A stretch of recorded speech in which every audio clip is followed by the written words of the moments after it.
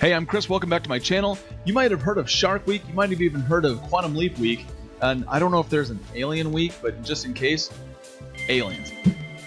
With that said, we're going to get into some of the things that I'm very passionate about, and that's File Week. And we're going to kick off File Week with learning about where your stuff's at, where it should be at, and everything in between. This is just one of the first few videos that I'll be putting out this week on File Week, and then we'll go from there. All right, so starting at my desktop, I'm going to go in right away to the File Explorer, and that's the little folder icon down here.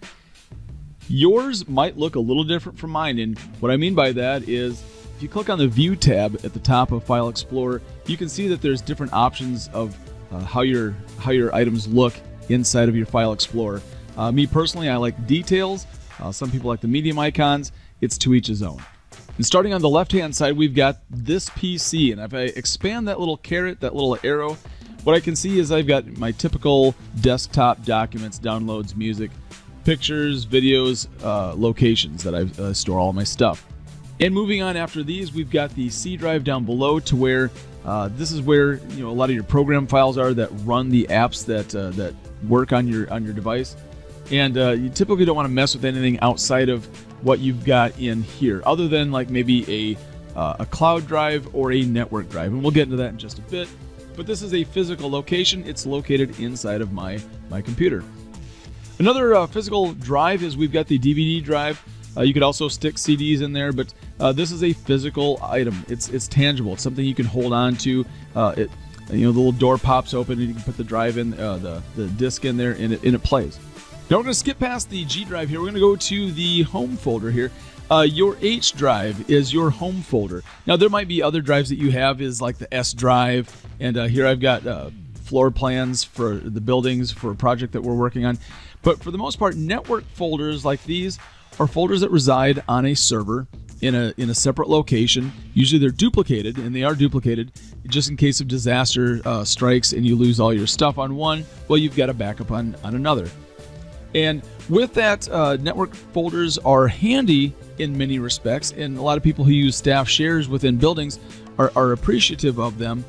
But there are probably newer and better ways to access your stuff, in particularly with cloud folders, and that's the next thing we're going to get into. All right, let's talk a little bit about the cloud now. So if we go into, let's say, a browser here, and here I've got a Google Drive right here.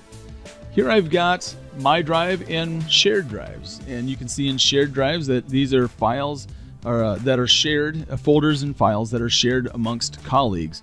And this is very convenient for staff to use because it's accessible anywhere on literally just about any device. Now, with Google being a cloud drive, there's also Microsoft OneDrive. And if you're not familiar with OneDrive very much, everyone's had access to it, yourself included.